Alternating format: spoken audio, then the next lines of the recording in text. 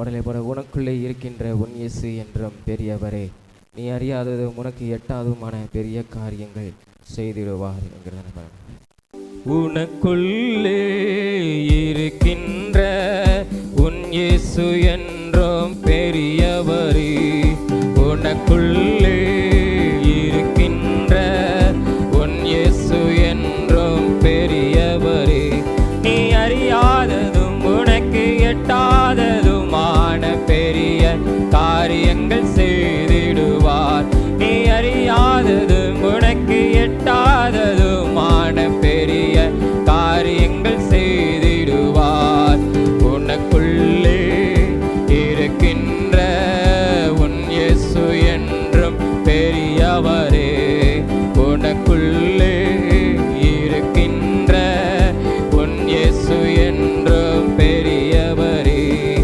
நம்பிக்கையெல்லாம் நிலையானதோ, விசுவாசம் உன்னில் குறைவானதோ.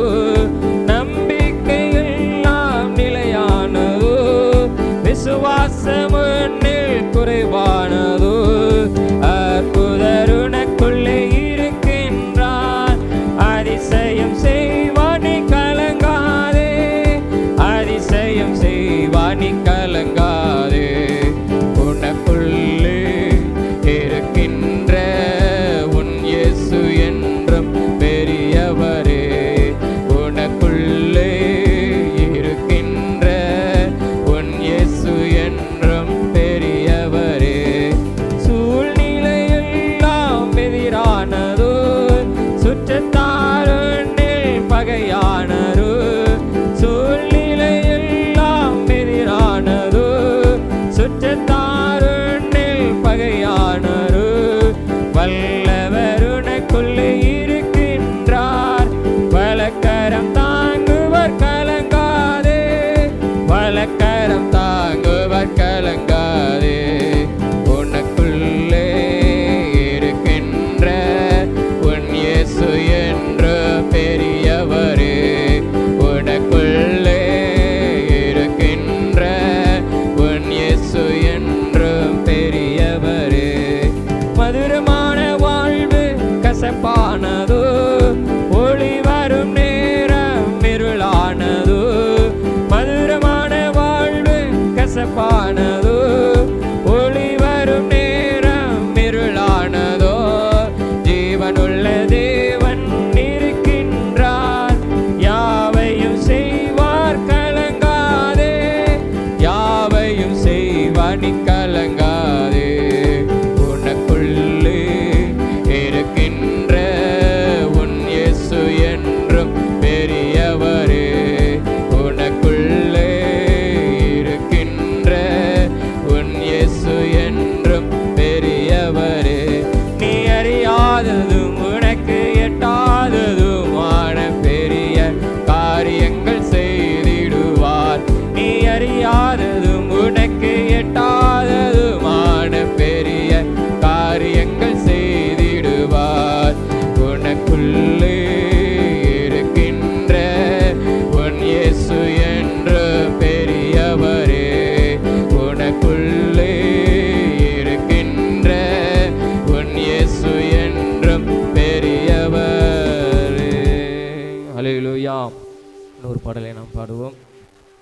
இம்மட்டும் கைவிடா தேவன் இனியும் கைவிட மாட்டார், தாயின் வயிற்றில் தாங்கினார் ஆயுள் முழுதும் தாங்குவார் என்கிறதான பாடல்.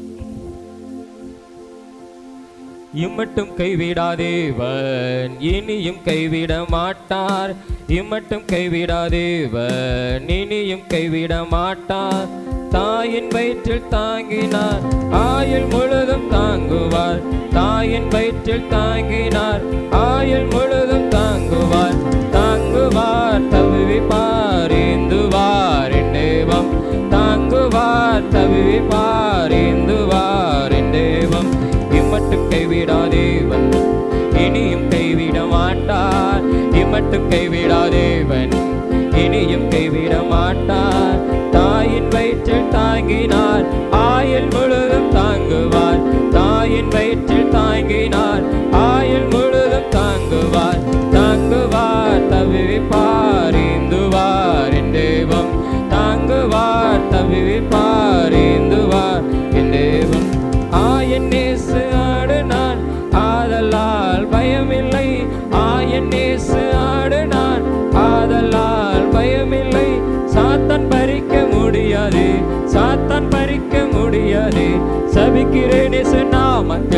சபிக்கிறேன் இயேசு நாமத்தில் தங்குவார் தவிப்பார் ஏந்துவார் என் தேவம் தங்குவார் தவிப்பார் ஏந்துவார் என் தேவம் இம்மட்டும் கைவிடாதேவன் இனியும் கைவிட மாட்டார் இம்மட்டும் கைவிடாதேவன் இனியும் கைவிட மாட்டார் தாயின் வயிற்றில் தாங்கினார் ஆயுள் முழுதும் தாங்குவார் தாயின் வயிற்றில் தாங்கினார் ஆயுள் முழுதும் தாங்குவார் தாங்குவார் தவிப்பார் ஏந்துவார் என் தேவம் தாங்குவார் தவிப்பார் ஏந்துவார் என் தேவம் இயேசு கிறிஸ்து வசனத்தால் எல்லா நாளும் சந்தோஷம் இயேசு கிறிஸ்து வசனத்தால் எல்லா நாளும் சந்தோஷம் யாதி வறுமை வேதனை யாதி வறுமை வேதனை எதுதான் பிரிக்க முடியுமோ எதுதான் பிரிக்க முடியுமோ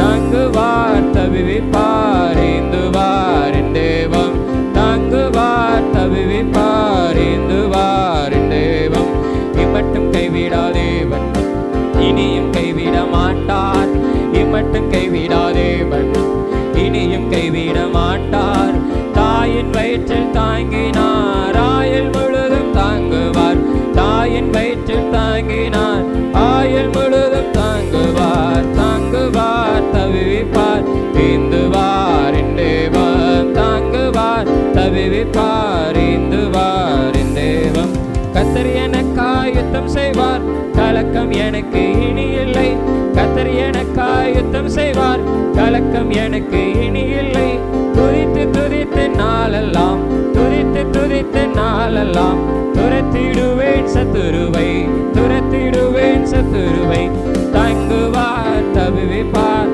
ஏந்துவார் என் தேவம் தாங்குவார் தவிப்பார் ஏந்துவார் என் தேவம் இம்மட்டும் கைவிடாதேவன் இனியும் கைவிட மாட்டார் இம்மட்டும் கைவிடாதேவன் இனியும் கைவிட மாட்டார் தாயின் வயிற்றில் தாங்கினார் ஆயுள் முழுதும் தாங்குவார் தாயின் வயிற்றில் தாங்கினார் ஆயுள் முழுதும் தாங்குவார் தாங்குவார் தவிப்பார் ஏந்துவார் என் தேவம் தாங்குவார் தவிப்பார் ஏந்துவார் என் தேவம் அல்லேலூயா அல்லேலூயா.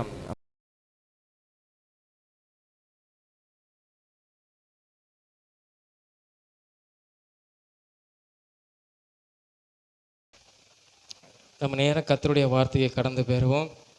நான் வார்த்தை போனவருமே சொன்னாங்க, நான் எடுத்துட்டேன். ஆனாலும் நேற்று நைட்டு ஜோம் பண்ணும்போது ஒரு வார்த்தை ஆண்டவர் கொடுத்தார். நம்ம அநேக வித்தியாசமாக அதை பேசுவாங்க. நான் உங்களுக்கு கர்த்தர் நம்ம நல்லபடியாக பேசுவார். நம்ம கூட இடைப்படுகிறவர் ஆவியானவர். அந்த வார்த்தை எடுத்துக்கொள்வோம். 1 தெசலோனிக்கேயர் 5ஆம் அதிகாரம் 24வது வசனம். 1 தெசலோனிக்கேயர் 5ஆம் அதிகாரம்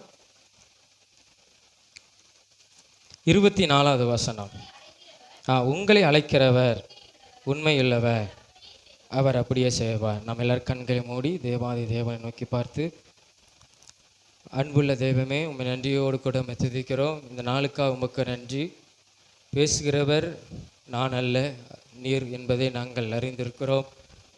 எந்த இடத்துல எப்படி பேச வேண்டும் என்பதை ஆவியானவர் நீர் எங்களுக்கு உதவி செய்யும். இந்த நேரத்தில் எங்களுக்கு உடைய வேத வசனத்தின் மூலமாக எங்களோடு கூட இடைப்படும் அடியனை முற்றிலுமாய் மறுத்துவிடும். கர்த்தருடைய ஆவியானவர் நீ பேசும். நீ பேசுகிற வார்த்தையை நாங்கள் கேட்டு அதன்படி நடக்க எங்களுக்கு உதவி செய்யும். இயேசுவின் மூலம் ஜெபிக்கிறோம் நல்ல பிதாவே, ஆமென். உங்களை அழைக்கிறவர் உண்மையுள்ளவர், அவர் அப்படியே செய்வார் அப்படின்னு சொல்லி வேதத்தில் பார்த்தோம். நம்மளை அழைத்த தேவன் உண்மையுள்ளவர். எத்தனை பேர் நம்புறீங்க? ஏன்னா தாயின் கருப்பத்தில் உருவாகும் போதே நம்மளை பேர் சொல்லி அழைத்திருக்கிறார். அவர் நம்ம இன்றும் என்ன செய்கிறார்? நடத்துகிற ஒரு தேவனாக இருக்கிறார். சில நேரத்தில் நாம் தேவன் நம்மளை அழைத்து கொண்டு வரும்போது சில நேரத்தில் அவர் அழைத்தவர் உண்மையுள்ளவர் தான். அவர் நேற்றும் என்றும் மாறாதவர். சில நேரத்தில் நம்ம தான் அந்த அழைப்பை என்ன செஞ்சுக்கிறோம்? பொய்யாய் மாற்றுகிறோம். அவருடைய காரியத்தை, தேவனுடைய காரியத்தை நாம் சில நேரத்தில் அசட்டை பண்ணி அற்பமாக எண்ணி அநேக மேன்மைகளை, ஆசீர்வாதத்தை, நன்மையை, ஆவிக்குரிய வாழ்க்கை எல்லாவற்றையும் என்ன செஞ்சுக்கிறோம்? இழந்து போயிடும். ஆனால் அழைத்தவர் உண்மையுள்ளவர், அவர் மாறாதவர், நம்மை நடத்த உண்மையுள்ளவர். அந்த காரியங்கள், சில காரியங்களை குறித்து நம்ம தியானிக்க போகிறோம். யாரெல்லாம் தேவனுடைய காரியத்தை அசட்டை பண்ணாமல் தேவனுடைய நன்மையை பெற்றுக்கொண்டார்கள், அசட்டை பண்ணவர்கள் என்ன காரியம் பெற்றுக்கொண்டார்கள் அப்படி சொல்லி நம்ம தியானிக்க போகிறோம். முதலாவதாக 1 சாமுவேல், நம்மளுக்கு எல்லாருக்கும் தெரிஞ்சதான ஒரு காரியம்தான். 1 சாமுவேல் 15ஆம் அதிகாரம் 23வது வசனத்தை ஒருவர் நாம் வாசிப்போம். 1 சாமுவேல் 15ஆம் அதிகாரம் 23ஆம் வசனம். பழைய ஏற்பாட்டில் 360வது பக்கம் பார்த்துக்கோங்க. ஏன்னா எல்லோரும் நீங்கள் பைபிள் பார்க்கணும், அப்போ தான் அது ஒரு ஆசீர்வாதமாக இருக்கும். வாசிங்க 15:23. இரண்டகம் பண்ணுதல் பின்னி சூழிய பாவத்திற்கும் முரட்டாட்டம் பண்ணுதல் அவபக்திக்கும் விக்கிர ஆராதனைக்கும் சரியாக இருக்கிறது. நீர் கர்த்தருடைய வார்த்தையை புறக்கணித்தபடியினாலே அவர் உம்மை ராஜாவா இராதபடிக்கு புறக்கணித்து தள்ளினார் என்று சாமுவேல் சவுலினிடத்திலே தேவனுடைய மனிதன் சொல்லுகிறதை பார்க்கிறோம். நம்ம எல்லாரும் ஆசீர்வாதமான வசனத்தை பார்ப்போம் இல்லை? நம்ம ஆண்டவர் நம்ம இந்த வசனத்தின் மூலமாக ஆசீர்வதிப்பார். இங்கே சொல்லுகிறது, சாமுவேல் சொல்லுகிறான் சவுலை பார்த்து, நீர் கர்த்தருடைய வார்த்தையை புறக்கணித்தபடியினாலே அவர் உம்மை ராஜாவா இராதபடிக்கு புறக்கணித்து தள்ளினார் அப்படின்னு சொல்லி கர்த்தருடைய வார்த்தையை சாமுவேல் அங்கே சவுல் இடத்துல சொல்லுகிறான். இந்த காரியம் நம்ம எல்லாத்துக்கும் தெரியும். சவுலை இஸ்ரவேலுக்கு ஆண்டவர் ராஜாவாக தேர்ந்தெடுத்தார். தேர்ந்தெடுத்து 2 வருஷம் கூட ஆகலை, அவன் தேவனுக்கு கீழ்ப்படுகிறது இல்லை.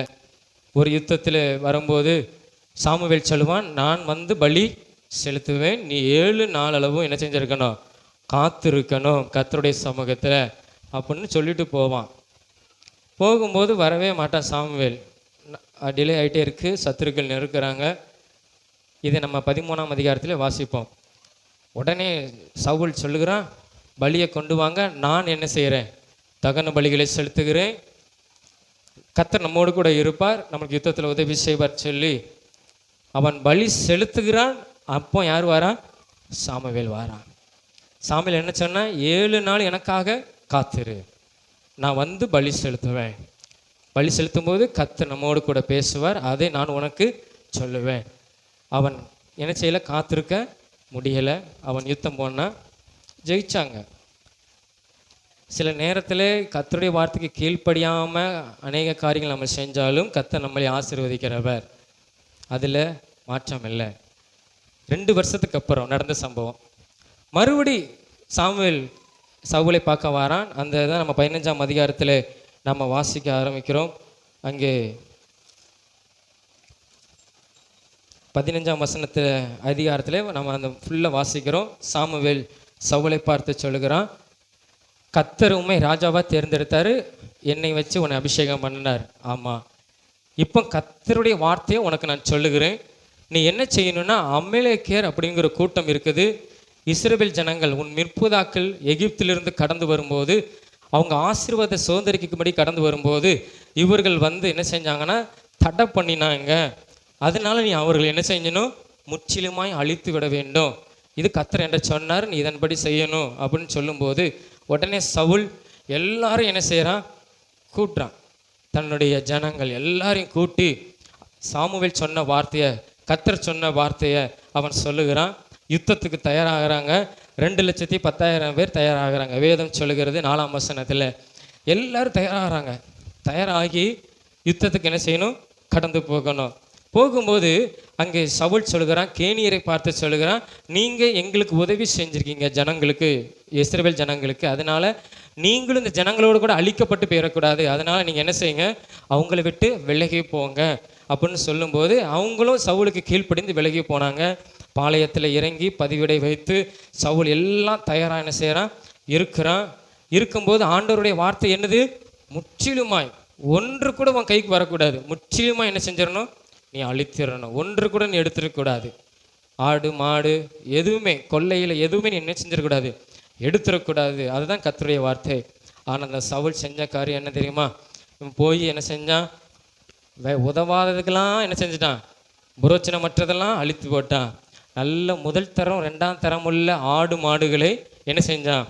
தன்னோடு கூட எடுத்துக்கொண்டு ஒரு பெரிய ஜெய ஸ்தம்பத்தை உருவாக்கி கர்த்தருக்கு கீழ்காலில் பலி செலுத்தி ஒரு பெரிய ஜெயத்தை பெற்ற மாதிரி சவுல் என்ன செஞ்சான்? இருந்தான்.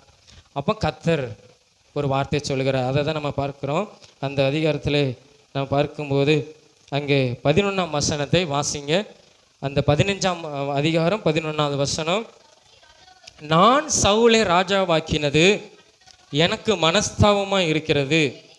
அவன் என்னை விட்டு திரும்பி என் வார்த்தைகளை நிறைவேற்றாமற் போனான் என்றார். அப்பொழுது சாமுவேல் மனம் நொந்து ராம் முழுவதும் கர்த்தரை நோக்கி கூப்பிட்டான். ஆண்டவர் சொல்லிட்டாரு, அவனை ராஜாவாக்குனது எனக்கு ரொம்ப துக்கமாக இருக்குது. நினச்சி பாருங்களேன், நம்ம எவ்வளோ தப்பு பண்ணாலும் ஆண்டவர் மன்னிக்கிறவர், அன்புள்ளவர். ஆனால் அவரே நொந்து போகிற அளவுக்கு என்ன செஞ்சது? மனஸ்தாபப்படுற அளவுக்கு சவுல் செஞ்சான். ஆனால் சவுல் என்ன பண்ணுன்னா, ஆண்டவர் ஜெயத்தை கொடுத்தார். சவுலுக்கு ஜெயத்தை கொடுத்தார். ஜெயத்தை கொடுத்த உடனே அவனுக்கு ஒரு ஜெய கொண்டாட்டம், உற்சாகம், பலி செலுத்துகிறான், நல்ல சந்தோஷமாக இருக்கிறாங்க. ஆனால் அங்கே கர்த்தர் என்ன செய்கிறார்? துக்கமாக இருக்கிறார். ஏன்னா நான் சொன்ன வார்த்தையை சவுல் நிறைவேற்றவில்லை. ஆனால் சவுல் இடத்துல ஒரு காரியம் உண்டுன்னா அநேக காரியங்கள் இருக்குது. பொய் சொல்லுவான், அவனை மாதிரி பொய் சொல்ல முடியாது.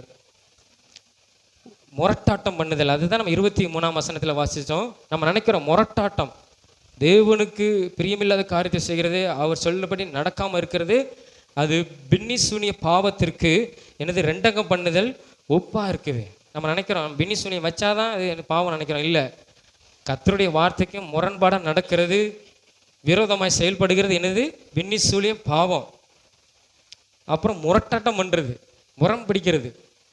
சாமுவேலேருந்து சொல்கிறான், சாமுவேல் தேடி போகிறான், சவுலை தேடி போய் அங்கே இருக்கார் இங்கே இருக்கார். கடைசியில் பார்க்கும்போது, சாமுவேல் நீர் ஆசீர்வதிக்கப்பட்டவர், நாங்கள் ஜெயிச்சிட்டோம். உடனே சாமுவேல், நாங்கள் எல்லாத்தையும் கர்த்தர் சொன்ன மாதிரி எல்லாத்தையும் நான் என்ன செஞ்சுட்டேன்? நான் அழிச்சிட்டேன். உங்களுக்கு ஏன் இப்படி நான் உங்களுக்கு சொல்கிறேன்னா, எத்தனை பேர் பைபிள் வாசித்தீங்களோங்கிறது எனக்கு தெரியாது. அதனால் இந்த சம்பவத்தை உங்களுக்கு சொல்லுகிறேன். எனக்கு நேரம் போகுது, அதனால தான் உங்களுக்கு புரியும். அப்போ தான் நான் உங்களுக்கு சொல்லும்போது உங்களுக்கு அந்த வேதத்தின் சம்பவங்கள், அந்த காரியங்கள் புரியும். கர்த்தர் என்ன நினைக்கிறார், நம்ம எப்படி இருக்கணுங்கிறது. அப்போ அந்த வசனத்தில் வாசிக்கும்போது அழகாக இருக்கும். நீங்கள் வீட்டுக்கு போய் வாசிங்க 15ஆம் அதிகாரத்தை. நீர் ஆசீர்வதிக்கப்பட்டவர், நாங்கள் ஜெயிச்சிட்டோம். உடனே சாமுவேல், கர்த்தர் சொன்னபடி, சவுல் சொல்கிறான் சாமுவேல் இடத்துல, கர்த்தர் சொன்னபடி எல்லாத்தையும் நிறைவேற்றினேன், அவர் ஒன்றும் தவறாமல். உடனே சாமுவேல் சொல்லுவான், அப்போ என் காதில் விழுகிற ஆடு மாடு சத்தம் என்னன்னு கேட்பான். எப்படி இருக்கும்னு நினச்சி பாருங்கள். இப்போ நம்மக்கிட்ட யார்கிட்டையாவது ஒரு பொய் சொல்லிட்டோம்னா, இது என்னது அப்படின்னு கேட்டால் எப்படி இருக்கும் நினச்சி பாருங்கள். சாமுவேல் சொல்கிறான் சவுல் இடத்துல, என் காதில் விழுகிற ஒளிச்சு வச்சுருக்கான் அவன், என் காதில் விழுகிற ஆடு மாடுகளின் சத்தம் என்ன? அது ஜனங்களுக்கு ஆண்டவருக்கு பலி செலுத்துவதற்காக எடுத்தாங்க. அவனை மாதிரி முரட்டாட்டம் பண்ணவே முடியாது. அவன் வீழ்ந்து போனதுக்கு காரணமே அவன் நியாயப்படுத்துகிறது, தன் செய்த தவிர நியாயப்படுத்துகிறது. திரும்ப திரும்ப சவுல் சொல்லுகிறான், நான் கர்த்தருடைய வார்த்தையை சொல்லுகிறேன், எனக்கு நைட் ஆண்டவர் பேசின வார்த்தை சொல்லுகிறேன். ஆண்டவர் உன்னை ஒரு சிறியவனாக இருக்கும்போது நீ ராஜாவா ஆண்டவர் உன்னை அபிஷேகம் பண்ணினாரு. நீ சிறிய மனுஷனாய், உன் கோத்திரம் சின்னது, பெஞ்சமின்ல சின்ன கோத்திரம், அதுலேயும் உன் தகப்பன் குடும்பம் மிகவும் சின்ன கோத்திரம், அதிலிருந்து உன்னை நான் ராஜாவாக கொண்டு வந்தாருன்னு கர்த்தர் சொல்லுகிறாரு. அந்த தேவன் உனக்கு சொல்லுகிறாரு, நீ இனிமே ராஜாவா இருக்க ஆண்டவனை புறந்தள்ளிட்டாரு. உடனே சொல்லுகிறான், அப்பவும் நியாயப்படுத்துகிறான், இல்லை நான் ஜனங்களுக்காக ஆண்டவருக்காக பலி செலுத்தும்படியாக நான் எடுத்தேன் அப்படிங்க. சாமுவேல் சொல்கிறான், ஆண்டவர் உன்னை புறங்கணித்தார். விடவே இல்லை. ரெண்டு பேரும் இது நம்ம அப்படியே இந்த சம்பவங்கள் வாசிக்கும் போது அது நம்ம அந்த நடக்கிற மாதிரி நம்ம என்ன செய்யணும், கற்பனை கொண்டு வரணும். ரெண்டு பேருக்கும் வாக்குவாதம் நடக்குது. சாமுவேல் சொல்கிறான், அவன் எதிர்த்து நியாயத்தை சொல்கிறான், தன்னுடைய நியாயத்தை சொல்கிறான், நான் ஜனங்களுக்கு பயந்து இந்த காரியத்தை நான் செஞ்சேன் அப்படிங்க. ஆண்டவர் உன்னை புறந்தள்ளிட்டாரு அப்படின்னு சொல்லி கடைசியாக பல தடவை சொல்லும்போது, ஆமாம் நான் பாவம் செஞ்சாதான். இப்போ நீங்கள் என்ன செய்யணும்னா, இஸ்ரவேல் ஜனத்தின் மூப்பருக்கு முன்பாகவோ நீர் என்னை கனம் பண்ணணும் அப்படின்னு சவுல் சொல்லுகிறான் சாமுவேல் இடத்துல. எப்படி சொல்கிறான்? என்ன யார் கனம் பண்ணணும்?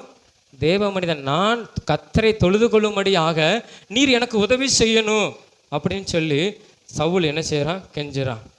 அவன் சொல்லுகிறான், நான் அதற்கு உதவி செய்ய மாட்டேன், கர்த்தர் உன்னை புறந்தள்ளிட்டாரு, அதனால நான் என்ன செய்ய மாட்டேன், நான் உனக்கு செவி சாய்க்க மாட்டேன்னு சொல்லுகிறார்.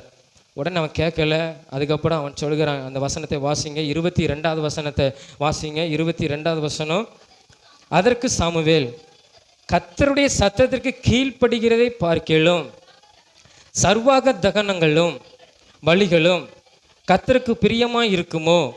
பலியை பார்க்கிலும் கீழ்ப்படிதலும் ஆட்டுக்கடாக்களின் இனத்தை பார்க்கிலும் செவி கொடுத்தலும். ஆமாம், சவுலுடைய பேச்சு அப்படி இருந்தது, நியாயப்படுத்தி கொண்டே இருந்தான். உடனே சாமுவேல் சொன்னான், கர்த்தருக்கு பலியை பார்க்கிலும் அவருக்கு கீழ்ப்படுகிறது முக்கியம், ஆட்டுக்கடாக்களின் இனத்தை பார்க்கிலும் செவி கொடுக்கிறது முக்கியம். பொதுவாகவே நம்ம கர்த்தருடைய வார்த்தைக்கு நம்ம என்ன செய்யணும்னா கீழ்ப்படிய வேண்டும். இல்லைன்னா ஆண்டவர் நம்மளை அழைத்தவர் தான், அவர் புறக்கணித்து விடுவார். அதை நம்ம மறந்துடக்கூடாது. கர்த்தருடைய வார்த்தைக்கு நம்ம கீழ்ப்படியணும். அவர் என்ன சொல்கிறாரோ செவி கொடுத்து அப்படியே அதை கீழ்ப்படிந்து அதை நிறைவேற்றணும். அதுதான் தேவன் விரும்புகிற காரியம் நம்முடைய வாழ்க்கையில். ஆண்டவர் அதுதான் விரும்புகிறார். இங்கே சவுல் கீழ்ப்படியதுனால ஆண்டவர் அவனை என்ன செஞ்சார், புறந்தள்ளினார். இந்த சொன்ன பிறகு தான், இந்த வார்த்தை சொன்ன பிறகு தான் அவன் என்ன செய்கிறான், நான் பாவம் செஞ்சேன், நான் கர்த்தரை தொழுது கொள்ளணும், எனக்கு உதவி செய்யுன்னு சொல்லும்போது சாமுவேல் சொன்னால் முடியாதுன்னா. சாமுவேல் திரும்ப போகும்போது இந்த சவுல் என்ன செய்கிறான், அவனுடைய வஸ்திரத்தை பிடித்து என்ன செய்கிறான், கதறும்போது அவனுடைய அந்த வஸ்திரத்தின் தொங்கல் அது சாமுவேல் பொதுவாக அவன் கடைசி அவன் நியாயாதிபதியாக இருந்தவன், அவன் பிரதான ஆசாரியனாக இருந்தவன், அவன் ஒரு தீர்க்கதரிசின்னு வேதம் சொல்லுகிறது. அவங்க அந்த ஆசாரியனுக்கான ட்ரெஸ் என்ன செஞ்சது, கிழிஞ்சது அந்த தொங்கல். உடனே சாமுவேல் சொல்லுகிறான் கர்த்தருடைய வார்த்தையை, இதே மாதிரி கர்த்தர் உன் ராஜ்யத்தை கிழித்து உன் தோழனுக்கு அதை கொடுத்து விட்டார்னு சொல்லி கர்த்தருடைய வார்த்தை என்ன செஞ்சான், சொல்லிட்டான். அதுக்கப்புறமும் யார் ராஜாவாக இருக்கிறா, சவுல் தான் என்ன செய்கிறான், ராஜாவாக இருக்கிறான். கர்த்தருடைய வார்த்தை நிறைவேறி விட்டுடுது. ஆனால் கர்த்தர், நம்ம நினைப்போம் சில நேரத்தில் கர்த்தர் நம்மோடு இருக்கிறார், நம்ம ஒரு வேதத்தை படிக்காமல் இருந்தாலும் சரி, நம்ம ஜெபிக்காமல் இருந்தாலும் சரி, ஆலயத்துக்கு வராமல் இருந்தாலும் சரி, நம்ம என்ன துன்மார்க்கமான காரியங்கள் செய்தாலும் சரி, கர்த்தர் நம்மை கொண்டு செய்கிறத செஞ்சுக்கிட்டே இருப்பார். ஆனால் நமக்கு பதிலாக இன்னொரு மனிதரை கர்த்தர் எழுப்பியிருக்கிறாருங்கிறது யாருக்கும் என்ன செய்யாது, அது தெரியாது. ஆண்டவர் அப்பவுமே அவனை புறந்தண்ணிட்டார். அதுக்கப்புறம் 16ஆம் அதிகாரத்தில் தான் ஆண்டவர் சொல்லுகிறார், நீ ஏன் அழுது கொண்டு இருக்க சாமுவேலு, நீ கிளம்பு, நான் ஒருத்தனை தேர்ந்தெடுத்துட்டேன். தாவீதை ஆண்டவர் அப்பொழுது முன்குறிச்சிட்டார். ஆனாலும் யுத்தம் என்ன, சவுல் தான் என்ன செய்கிறான், ராஜாவாக இருந்து யுத்தங்களை செய்கிறான், அநேக காரியங்களை தேவனுக்காக செய்து கொண்டே தான் இருக்கிறான். ஆனால் சவுலுக்கு தெரியலை யார் ஆண்டவர் தேர்ந்தெடுத்துட்டாருன்னு, தாவீதை தேர்ந்தெடுத்து விட்டாருன்னு. சில நேரத்தில் நம்ம அப்படி தான் நினச்சிட்டு இருப்போம், ஆண்டவர் என்ன கண்டுகையாக போகிறாரு, ஆண்டவர் என்னை பார்த்துக்கிட்டா இருக்காரு, எனக்கு நல்ல ஆசீர்வாதம் ஆண்டவர் கொடுக்குறாரு அப்படின்னு நம்ம நினச்சி கொண்டு இருப்போம். ஆனால் நமக்கு பதிலாக ஆண்டவர் இன்னொரு மனிதனை எழுப்பி வைத்திருக்கிறார் என்பது நம்மளுக்கு என்ன செய்யாது, அது தெரியாது. எப்போ தெரியும் தெரியுமா, முடிவிலே நம்ம இன்னும் அதிகமாக தேவனுக்கு விரோதமாக, நம்ம கர்த்தருக்கு விரோதமாக, அவருடைய வார்த்தைக்கு கீழ்ப்படியாமல், அவருக்கு நம்ம செவி கொடுக்காமல் நம்ம இருப்போம். ஆனால் கடைசி நேரத்தில் ஆண்டவர் நம்மளை கைவிடும்போது, நம்மளை அழைத்த தேவன் நம்மளை புறங்கணித்து தள்ளும்போது, அப்பொழுதுதான் நமக்கு தெரியும் ஆண்டவர் நமக்கு கொடுத்த பெரிய ராஜ்ய மேன்மையை நம்ம இழந்துட்டோம், ஆண்டவர் எனக்கு கொடுத்த கிருபையை நான் என்ன செஞ்சிட்டோம், இழந்துட்டோன்னு. எப்போ தெரியுமா, நமக்கு அப்புறம் ஒருத்த மனிதன் எழும்பும்போது தான் என்ன செய்யும் தெரியும். நம்ம அறிந்து கொள்ளணும். நம்ம நினச்சிட்டு இருக்கோம், நான் தான் என் குடும்பத்தில், நான் தான் ஆலயத்தில், நான் தான் பாஸ்டருக்கு கீழே, பாஸ்டர் என்னை வச்சு தான் காரியத்தை செய்ய முடியும் அப்படிங்கிறத நீங்கள் யார் என்ன செய்ய முடியாது, நினைக்கவே முடியாது. அந்த கிருபையை நம்ம இழக்கும் பொழுது தான் தெரியும் நம்ம பெரிய ஒரு பாவம் செஞ்சிட்டோன்னு சொல்லி. ஆண்டவர் அப்பொழுதே தாவீதை என்ன செஞ்சிட்டார், தேர்ந்தெடுத்துட்டார். சாமுவேல் அதுக்கப்புறம் சவுலை என்ன செய்யலை, சந்திக்கவே இல்லை. அதுதான் கடைசி சந்திப்பு. அவங்க 2 பேருக்கும் நடந்த வாக்குவாதம் தான் தேவ மனுஷனுடைய வார்த்தை கிடைக்காமல் இருந்த சவுல் நமக்கு தெரியும் இல்லையா. கடைசி நேரத்தில் வார்த்தைக்காக, எனக்கு ஏதாவது வார்த்தை கிடைக்கணும், எனக்கு ஏதாவது வார்த்தை கிடைக்கணும், ஆண்டவரோட இறக்கம் கிடைக்கணும்னு சொல்லி சவுல் ரொம்ப அலைஞ்சான். சாமுவேல் இல்லையேன்னு. கடைசி எங்கே போனால், சூனியாங்கரி கிட்ட போனான். எங்கே போனால், ஆமாம், துரத்தி விட்டது யார், சவுல் தான் துரத்தி விட்டான். இப்போ கடைசியில் எங்கே போகிறான், கர்த்தருடைய வார்த்தை கிடைக்காம அலைந்து திரிந்து கடைசியில் எங்கே போனால், சூனியக்காரிக்கிட்ட போனான். ஒரே ஒரு வார்த்தை மாத்திரம், உங்களுக்கு நான் தெரியப்படுத்த நினைக்கிறேன். நான் அறிந்து கொண்டது, சாமுவேல் அந்த சூனியக்காரி எழுப்புவா பார்த்தீங்களா, சம்பவம் தெரியும், எல்லாரும் தெரியும்ல. சாமுவேல் இளைப்பாறுதல் இருக்கும்போது எழுந்து வந்து சாமுவேல் யார்கிட்ட பேசினாரு, சவுல்கிட்ட பேசினார்னு சொல்லி நம்ம என்ன செய்கிறோம், நம்ம வேதத்தில் வாசிக்கிறோம், சூனியக்காரி எழுப்புனான்னு சொல்லி. ஆனால் அது உண்மையா? எத்தனை பேர் நம்புறீங்க சாமுவேல் தானு? இந்த வேத வசனம் வாசிக்கும்போது என் மனைவியை கூப்பிட்டு சொன்னேன், இந்த வசனம் உண்மை ஆனால் அது சாமுவேலாக இருக்காது. அந்த வசனத்தை வாசிங்க, அந்த 15ஆம் அதிகாரம், அது 1 சாமுவேல் 15:35 வாசிங்க. சவுல் மரணம் அடையும் நாள் மட்டும் சாமுவேல், அப்புறம் இந்த வார்த்தை இப்படி இருந்தால் நம்பியிருக்கலாம். சாமுவேல் மரணம் அடையும் நாள் மட்டும் சவுலிடத்தில் பேசவில்லைன்னு சொல்லியிருந்தா கூட நம்பியிருக்கலாம், அது சாமுவேலாக இருக்கலான்னு. ஆனால் வேதம் என்ன சொல்லுகிறது, சவுல் மரணம் அடையும் நாள் மட்டும். அப்போ அது சாமுவேலாக இருக்கு. எனக்கு தெரிஞ்சது, நான் பெரிய ஆள்லாம் கிடையாது, அது ஓரளவு சூனியக்காரி எழுப்பி ஒரு தேவ மனுஷனை எழும்பணுமாங்கிறது எனக்கு அதில் நம்பிக்கை இல்லை, இல்லையா? அவங்க இளைப்பாறுதல் இருக்கிறவங்க, தேவனோடு கூட இருக்கிறவர்கள்.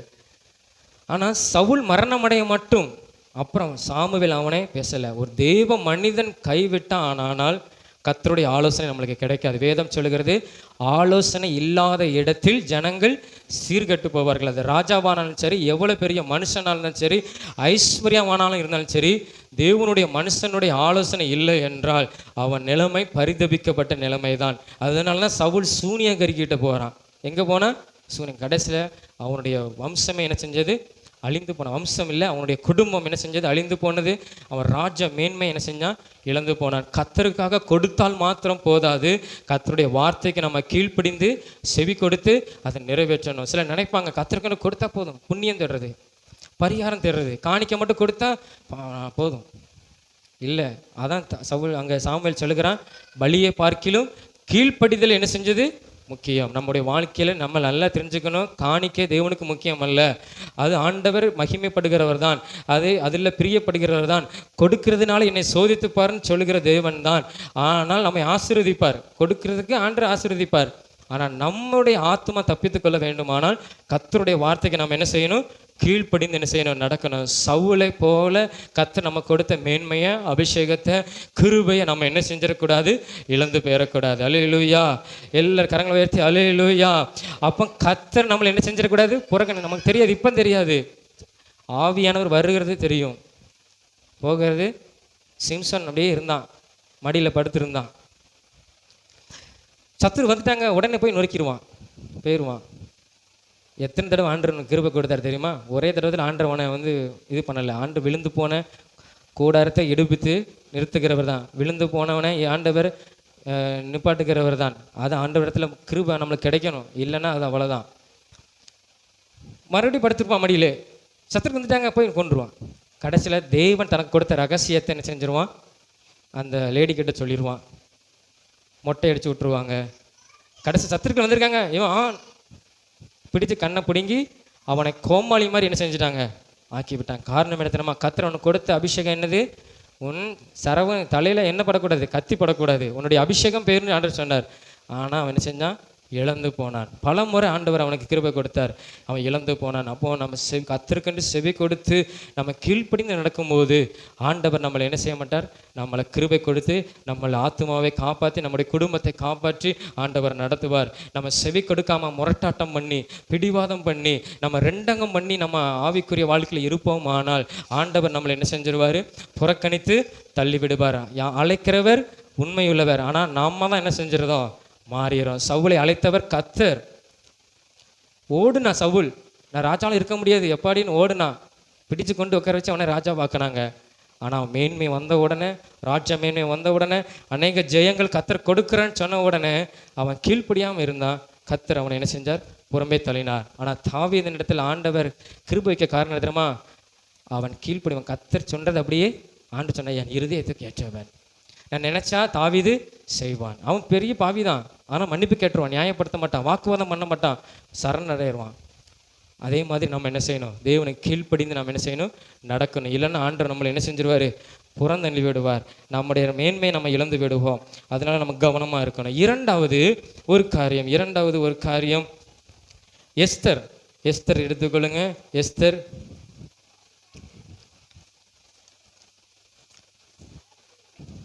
நம்ம எல்லாத்துக்கும் தெரியும், யோபுக்கு முன்னால் இருக்கும். ஆமாம், யோபுக்கு முன்னாலே அந்த பகுதி இருக்கும். எஸ்தர் 4ஆம் அதிகாரம் 14வது வசனத்தை வாசிப்போம். எஸ்தர் 4ஆம் அதிகாரம் 14வது வசனம்.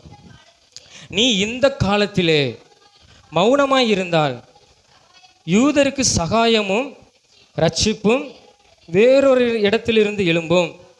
அப்பொழுது நீயும் உன் தகப்பன் குடும்பத்தாரும் அழிவீர்கள். நீ இப்படிப்பட்ட காலத்துக்கு உதவா இருக்கும்படி உனக்கு ராஜமேன்மை கிடைத்திருக்கலாமே, யாருக்கு தெரியும் என்று சொல்ல சொன்னான். இங்க மொர்தெகாய் தன் குமார்த்தி போல வளர்த்த அது ஒரு சகோதரி, வேதம் சொல்லுகிறது. நம்ம வாசிக்கிறோம், மொர்தெகாய்க்கு சிறிய தகப்பனுடைய மகள் தான் யாரு? இந்த எஸ்தர். இவங்க அடிமையாய் வந்தவங்க. அந்த இடத்துல ராஜாவுக்கு பெண் தேடும் போது எஸ்தர் ரூபதி அழகுவதி தானே, அவள் திருமணம் நடக்குது. அவள் ராஜாத்தி ஆயிட்டாள். அதனால தான் எல்லாரும் வச்சுருப்பாங்க, வெறும் எஸ்தர்னு வச்சுருக்க மாட்டாங்க, எஸ்தர் ராஜாத்தி அப்படின்னு வச்சுருப்பாங்க. பார்த்துருக்கீங்களா? சில பேர் எஸ்தர் ராஜாத்தி, அவள் ராஜா, அவள் ராஜாத்தி ஆயிட்டாள், பெரிய மகாராணி ஆயிட்டா, அரண்மனையில் இருக்கிறா. நல்ல நினச்சி பார்க்கணும், நம்ம அரண்மனையில் இருந்தால் எவ்வளோ பெரிய மகிழ்ச்சியாக இருப்பாங்க. நல்ல உணவு, நல்ல சுகபோகமான ஒரு வாழ்க்கை. கர்த்தர் அவளை ஆசீர்வதித்தார்.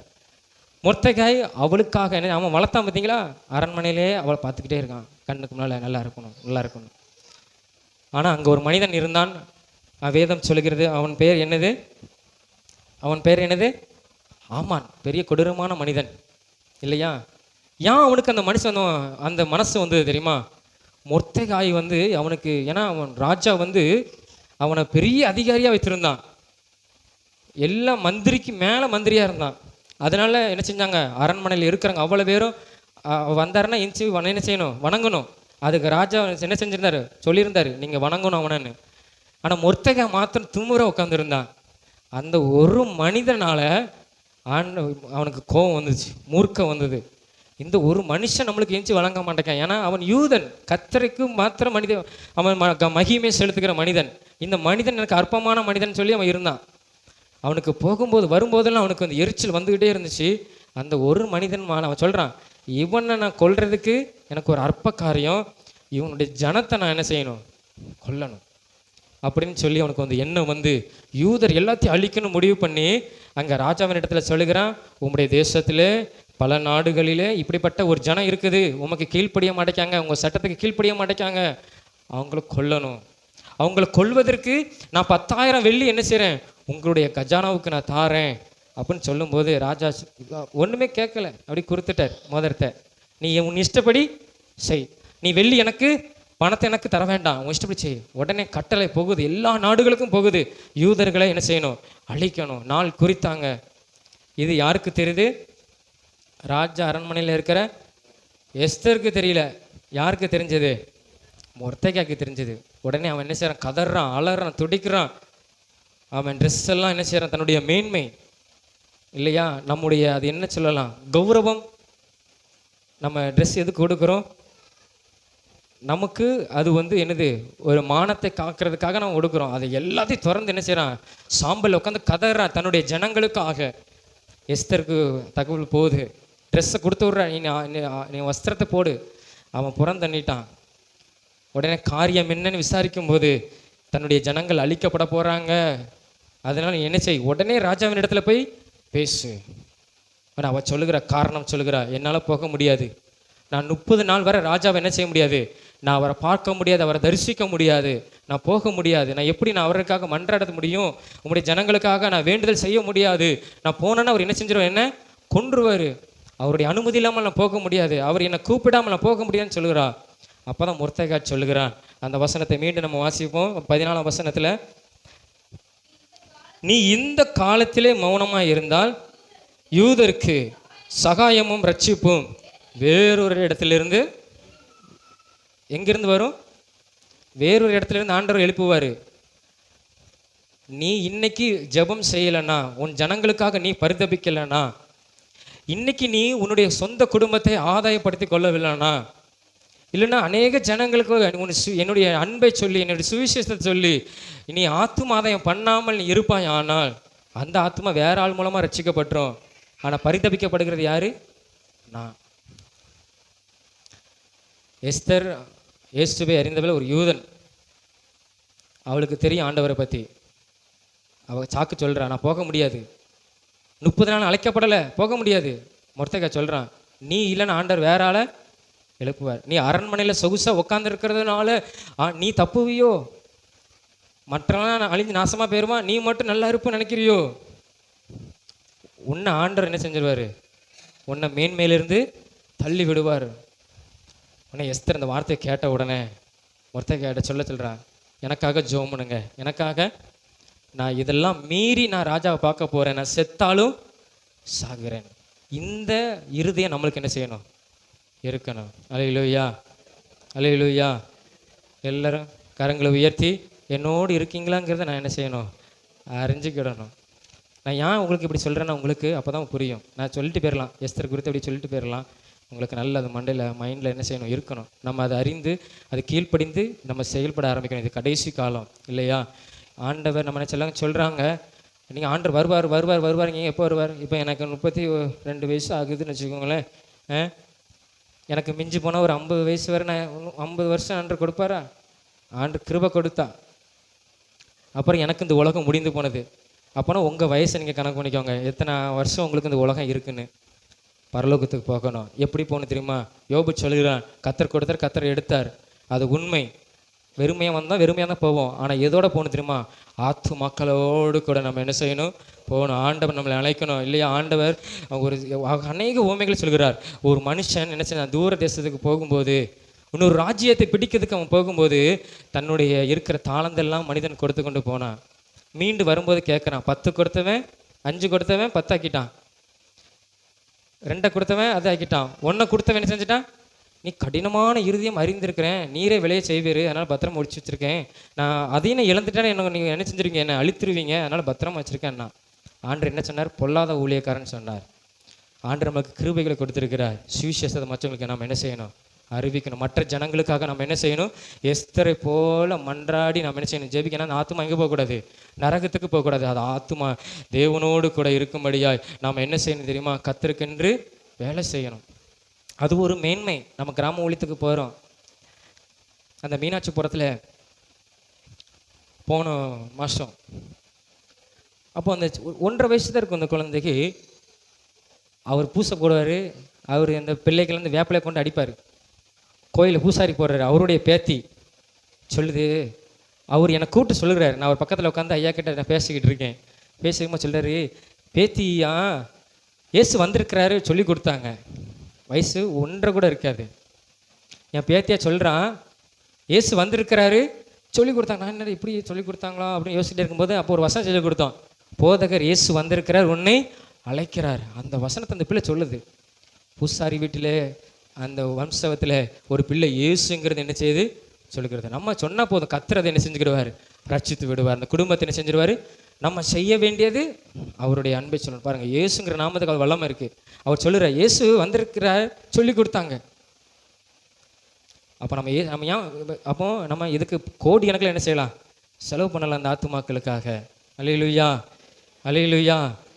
அப்போ அது ஒரு நம்மளுக்கு இப்படி இருக்கிறது ஒரு உற்சாகத்தை கொடுக்கு. பரவாயில்ல, இன்னும் அதிகமாக அநேக கிராமத்துக்கு போய் இயேசுவை நன்மை சொல்லணும். நம்மளை பற்றி 15 கிராமங்களுக்கு தெரியும், இவங்க வந்து இயேசுவை குறித்து தான் சொல்ல போகிறாங்கன்னு. அப்போ இதெல்லாம் எதிர்த்து நம்மளுக்கு ஆண்டவர் நம்மளுக்கு கொடுக்குற ஒரு பெரிய மேன்மை. அது இந்த கிருபையை நம்ம என்ன செஞ்சிடக்கூடாது? நம்ம எழுந்து விடக்கூடாது. நம்ம அநேகருக்காக ஜெபிக்கிறது இல்லையா? நான்லாம் 15 கிராமத்தை மண்டையில் வச்சுருப்பேன். நம்ம ஏரியா சுற்றில் எத்தனை அந்த தெருவு பேர் இருக்குது மண்டையில் வச்சுருப்பேன். மலமலன்னு ஜெபம் பண்ண ஒரு ஸ்டெப்பு கூட விட மாட்டேன். எனக்காக ஜெபிக்கிறேன்னு இல்லையோ, இந்த பகுதிக்காக ஜெபம் ஆத்துமாக்களை ஆண்டவர் எனக்கு தரணும். கிராமத்தில் நாங்கள் அநேக இடங்களை சுதந்திரிக்கணும், பேர் மண்டையில் வச்சுருப்பேன். அது மாதிரி யாராவது ஜெபிக்க கேட்டிருப்பாங்க, ஏதாவது ஒரு காரியம் சொல்லியிருப்பாங்க, அவங்களுக்காக நான் தண்ணி விட்டு ஜெபத்தில் நெடு முழங்கால் நின்று நான் ஜெபம் பண்ணுவேன்.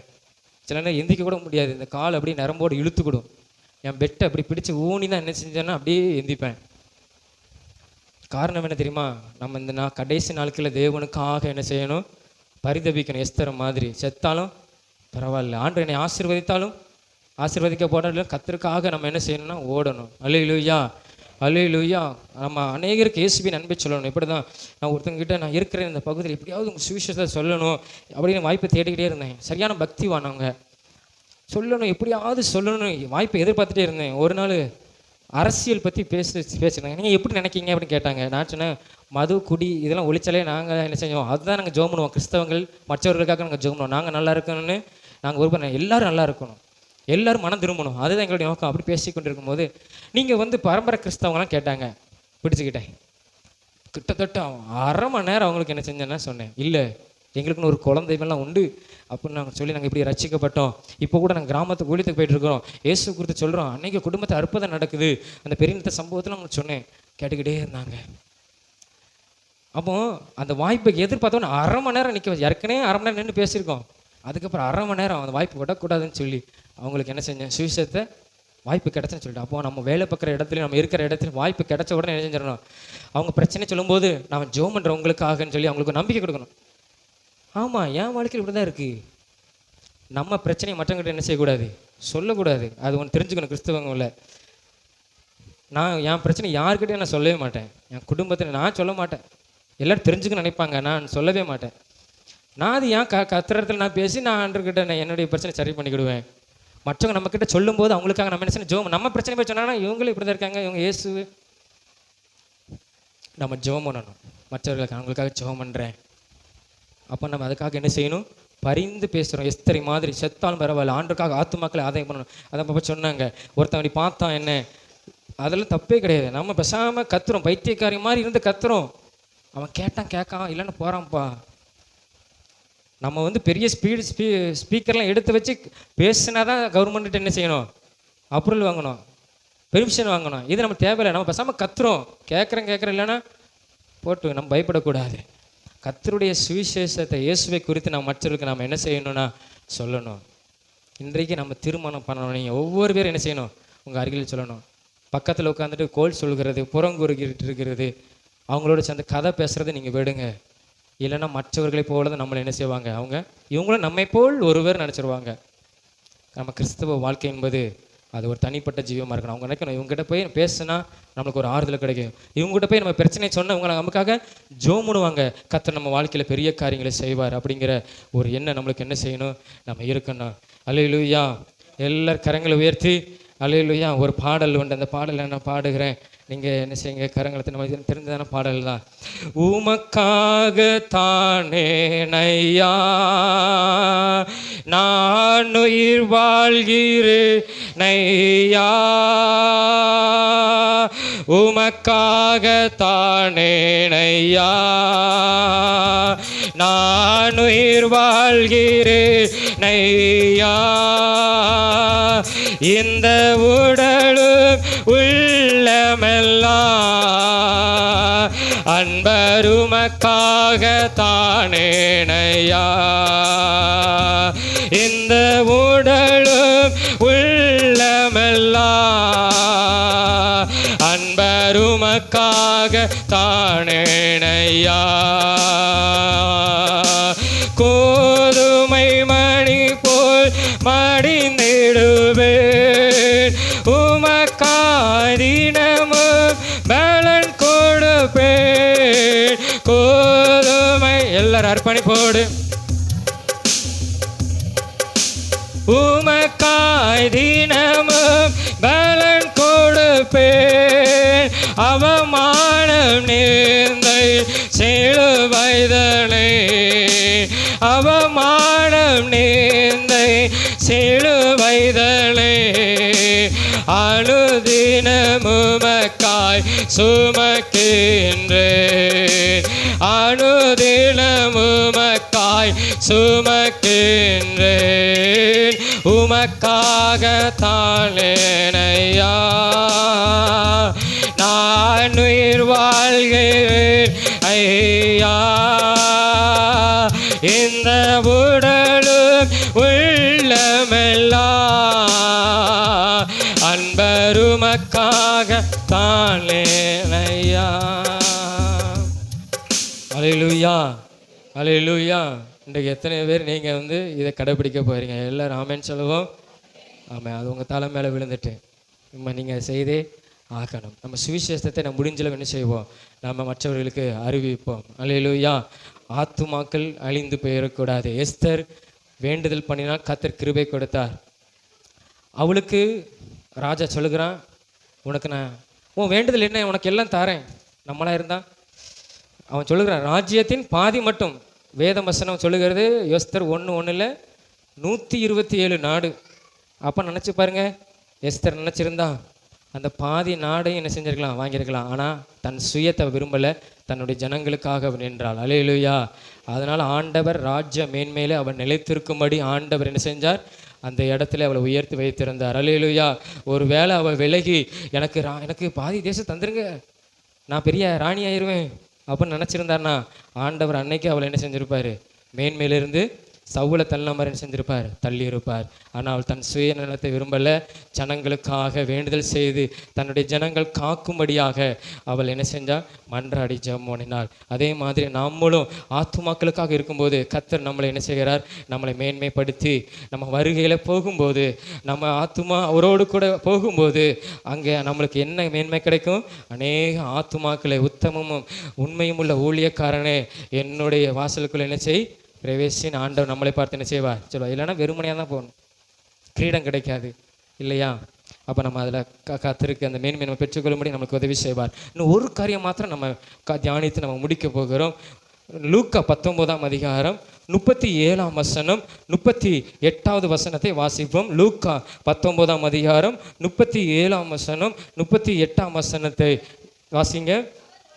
அவர் ஒலிவமலையின் அடிவாரத்துக்கு சமீபமாக வருகையில் திரளான கூட்டமாகிய சீசர் எல்லாரும் தாங்கள் கண்ட சகல அற்புதங்களை குறித்து சந்தோஷப்பட்டு, கர்த்தருடைய நாமத்தினாலே வருகிற ராஜா ஸ்தோத்தரிக்கப்பட்டவர், பரலோகத்திலே சமாதானமும் உன்னதத்திலே மகிமையும் உண்டாவதாக என்று மிகுந்த சத்தத்தோடு தேவனை புகழ்ந்தார்கள். முதலாவது காரியம் என்ன சொன்னேன்?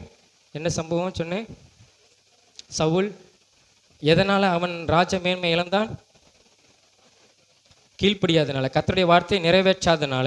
இரண்டாவது என்ன காரியம் சொன்னவங்களுக்கு? எஸ்தர் குறித்து. எஸ்தர் அவள் மற்ற ஜனங்களுக்காக, தன்னுடைய ஜனங்களுக்காக அவள் வேண்டுதல் செய்தால் ஆத்துமாக்களை ஆதாயம் பண்ணி கொண்டாள். உயிரோடு கூட தப்பித்து கொள்ளும்படியாய் அவள் ஆதாயம், தன் சுயநலத்தை விரும்பலை. மூன்றாவது என்னன்னா, கர்த்தரை நாம துதிக்கணும். ஆண்டவர் சொல்கிறார் அந்த வசனத்தை, அந்த கீழே அந்த ஒரு வசனம் மட்டும் நம்ம வாசிப்போமா?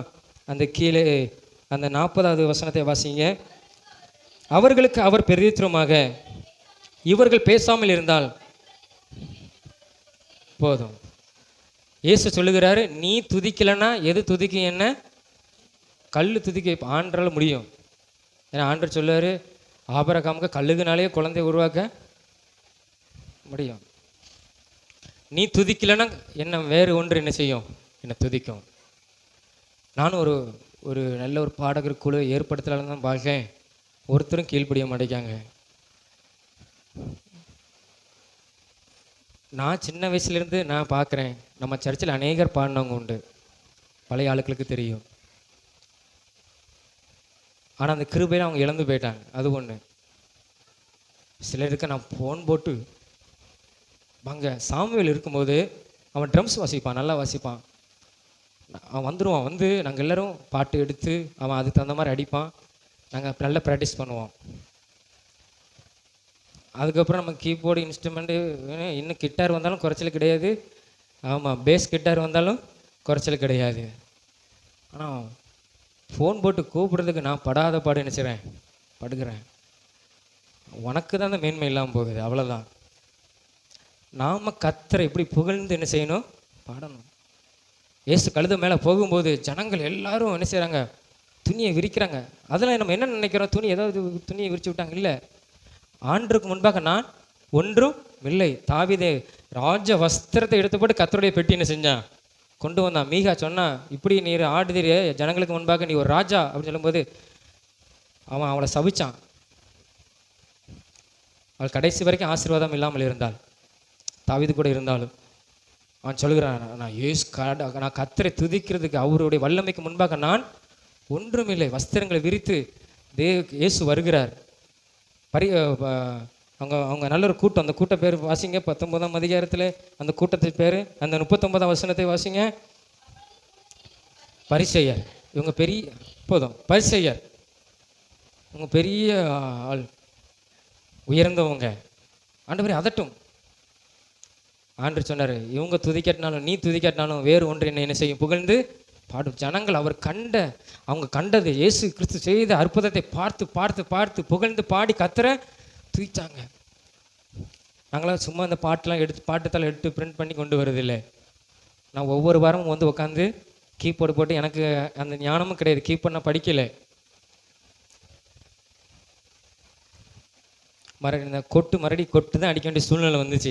இருந்தாலும் விடலை, உட்காந்து எதாவது போடும். நம்ம தகுந்த மாதிரி போட்டு பாட்டுக்கு தகுந்த தான் கீபோர்டு தகுந்த மாதிரி பாட்டு கிடையாது. நம்ம பாட்டுக்கு தான் கீபோர்டு போட்டு இந்த பாட்டை எடுத்து பிரிண்ட் பண்ணி கொண்டு வருவேன். ஆனால் நீங்கள் பாடும்போது வரும்போது ஆட்களை பார்த்தோம்னா, எனக்கே இவ்வளோ துக்கம் இருந்ததுன்னா இயேசுவுக்கு கண்ணீர் வந்துடும் இல்லையா?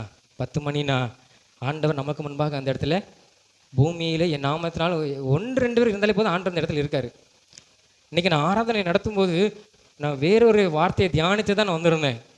வேறொரு பாடல் தான் வச்சுருந்தேன், எடுத்து பாட்டு தான் வச்சுருந்தேன். ஆனால் ஆண்டவர் வித்தியாசமாக நடத்தினார். வித்தியாசமாக நான் ஜெபம் பண்ணும்போது ஆண்டவரை பிரத்யேகமாக ஜனங்களோட கூட என்ன செய்யணும், ஆராதனை வேளையில் நீ பேசணும். நான் பாடும்போது துதிக்கும்போது அந்த வார்த்தை அவங்களுக்குள்ள என்ன செய்யணும், அது பலனடைய செய்யணும். எத்தனை பேர் இன்றைக்கி ஆண்டவர் பேசினார் உங்க கூட இன்னைக்கு? ஏன்னா நான் தியானித்தது வேறு. ஆனால் நான் வசனம் வந்து என்னுடைய ஆராதனை வேளையில் கத்தருக்கு அது ஆவியானவர் கொண்டு வந்தது, அது என்னுடைய மாம்சம் அல்ல. அப்போ கத்தரை துதிக்கும் போது சத்துரு என்ன செய்வான், ஓடிப்பான். இம்மட்டும் கைவிடா தேவன் இனியும் கைவிட மாட்டார் இல்லையா? எதுதான் நம்மளே சாத்தான் பறிக்க முடியாது. நம்முடைய ஆசீர்வாதத்தை பறிக்க அவனுக்கு அதிகாரம் கிடையாது. ஏன்னா நான் துதிப்பேன், புகழ்ந்து பாடுவேன், என் கத்தர் பெரியவர், என் கத்தர் பெரியவர், என் கத்தர் பெரியவர், என் கத்தர் பெரியவர். அவர் அதிசயத்தை கண்டு என்ன செஞ்சாங்க, ஜனங்கள் புகழ்ந்து பாடினாங்க. நம்ம கத்தரை துதிக்கலன்னா வேறொருவன் கத்தரை துதிப்பான்.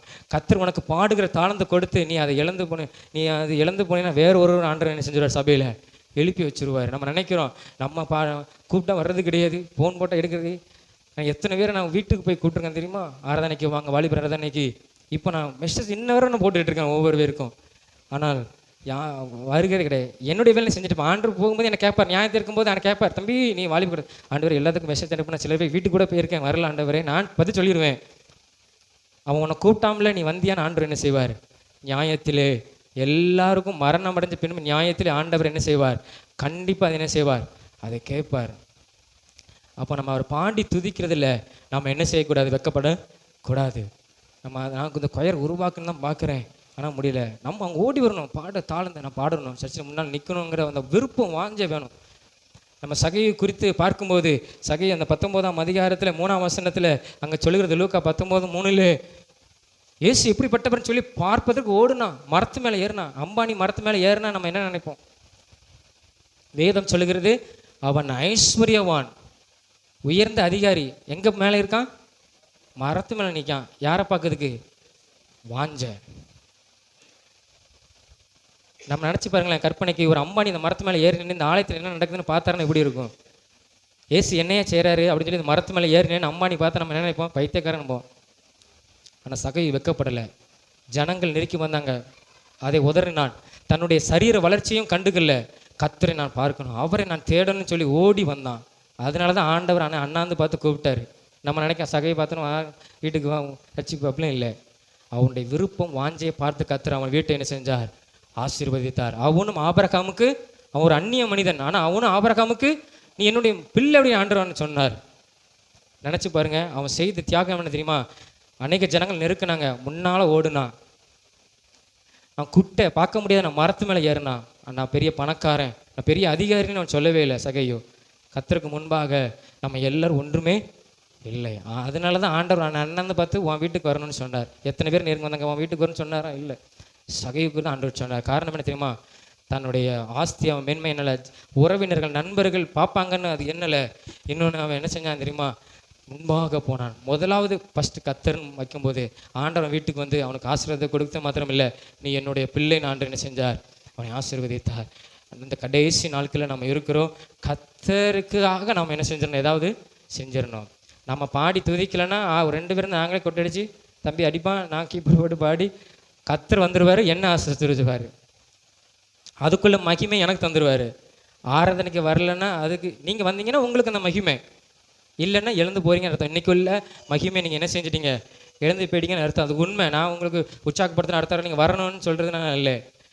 நம்மளை விருப்பம் அந்த வாஞ்சை இருந்தால் நம்ம என்ன செஞ்சிருவோம், ஓடி வந்து இங்கே என்ன செஞ்சிருவோம், சரண்டல் ஆயிடுவோம். நான் வேலையெல்லாம் சீக்கிரம் முடிக்கணும், பிடிச்சி நான்லாம் சனிக்கிழமை ஒரு வேலையை வைக்க மாட்டேன். அதுக்கு முன்னால் எல்லா இது பிடிக்கும், பாட்டு எடுக்கணும் எல்லாம் எடுத்துடணும், மெசேஜ் எடுக்கணும் எல்லாம் எடுத்துடணும். சனிக்கிழமை ஞாயிற்றுக்கிழமை ஃப்ரீ பண்ணி வச்சுக்கணும். மைண்டில் டென்ஷன் ஆயிரும், நம்மளால் பேச முடியாது, நம்மளுக்கு அந்த ஆராதனை நடத்த முடியாது, மற்ற காரியத்தை கொண்டு வரவே கூடாது. அப்போ நம்ம விருப்பப்படணும். விருப்பம் இருந்ததுன்னா நம்ம என்ன செய்வோம், அதற்கு தயாராகி என்ன செய்வோம், ஓடி வந்த கடைசி நாட்களில் நம்மளை அழைத்தவர் உண்மையுள்ளவர். அப்படியே அவர் செய்ய உண்மையுள்ளவர் தான். ஆனால் நாம் என்ன செஞ்சிடக்கூடாது, மனம் மாறி புறக்கணித்து தள்ள விட்டுறாத அளவுக்கு நம்ம இருக்கக்கூடாது. நம்முடைய மேன்மையை நம்ம இழந்து விடக்கூடாது. நாம் என்ன செய்யணும்னா, நாம் இந்த கடைசி நாள் கர்த்தருக்கென்று ஏதாவது ஒன்று செஞ்சிடணும். கர்த்தரை துதிக்கிறதுல, அவருக்கென்று ஊழியம் செய்கிறதுல, அவருடைய வார்த்தைக்கு கீழ்ப்படிந்து நடக்கிறதுல நாம் உறுதியாக இருக்கும்போது ஆண்டவர் நம்மளை என்ன செய்வார், அவர் எஸ்தரை போல நம்மளை மேன்மைப்படுத்தி என்றும் அசையாமல். தாவீதின் இடத்துல ஆண்டவர் சொல்லும்போது ஆண்டவர் சொல்லுகிறார் இல்லையா, உன் சிங்காசனத்தில் உன் சந்ததி என்றைக்கும் என்ன நினைச்சேன் நான் வைப்பேன், அவனுக்கு வாக்கு கொடுத்ததை அவர் என்று செஞ்சார், அவர் நிறைவேற்ற உண்மை உள்ளவர். நாம் எல்லாரும் முழங்கால் படியிட்டு ஹல்லேலூயா, ஆண்டவரே உமக்கு நான் நன்றி செலுத்துகிறேன், இயேசுவே உமக்கு நான் நன்றி செலுத்துகிறேன், இயேசுவே உமக்கு நன்றி செலுத்துகிறேன். நீங்கள் பேச நம்முடைய வார்த்தைகளுக்காக உமக்கு நன்றி ஆண்டவரே. இந்த நாளில் ஆண்டவரே, இந்த நாளில் நாங்கள் கேட்ட வசனத்தின்படி நீங்கள் ஆண்டவரை புறம்பே தள்ளிவிடாதவாறு நாங்கள் வாழ்க்கையை பேரக்கூடாது, சவுளை மாதிரி மாறிடக்கூடாது, ஒரு தேவனுடைய மனுஷனுடைய வார்த்தைக்காக அலைந்து திரிகிற மாதிரி நாங்கள் ஆயிடக்கூடாது.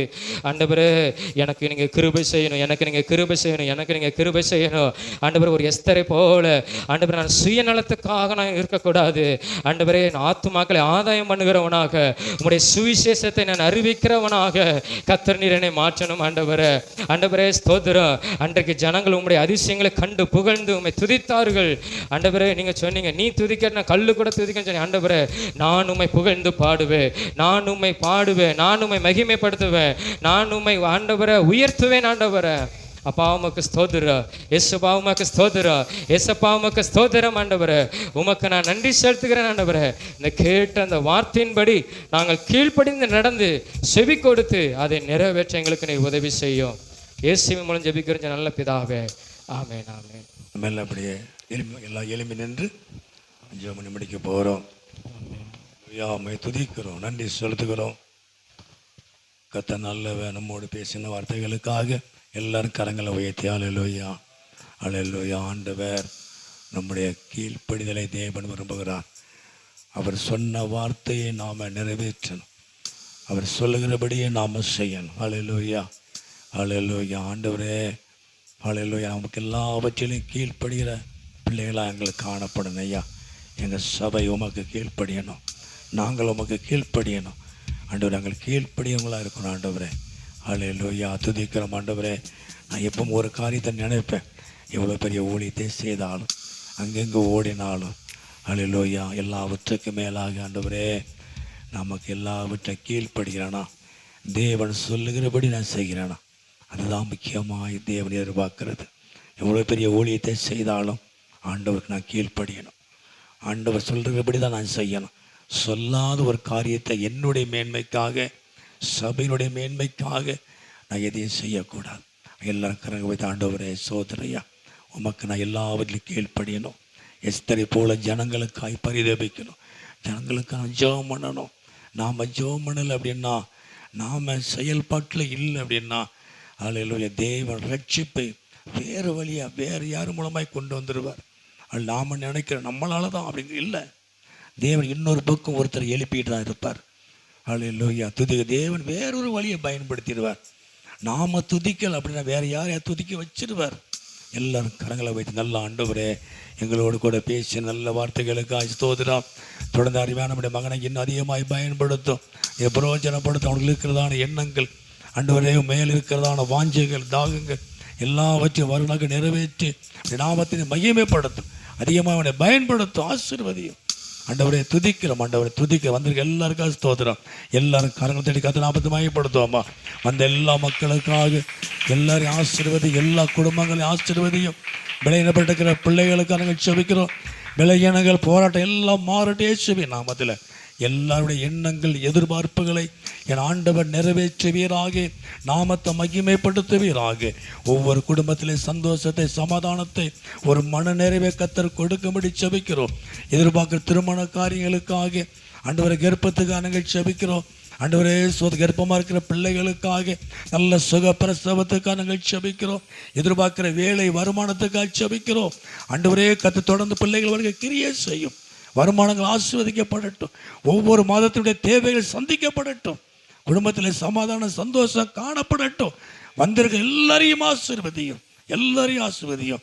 நடக்கிற ஊழியர்கள் ஆசீர்வதியும். ஆண்டவரே இந்த சத்தத்தை கேட்டுக்கொண்டு எல்லா மக்களுக்காக நாங்கள் ஜெபிக்கிறோம். நீர் அவர்களை ஆசீர்வதிப்பீராக. படிக்கிற பிள்ளைகள் தேவன் ஆசீர்வதிப்பீராக. நீர் மகிமைப்படும். வெளியில் போகும்போது வரும்போது நம்முடைய ஆசீர்வாதம், நம்முடைய பாதுகாப்பு இருக்கட்டும்.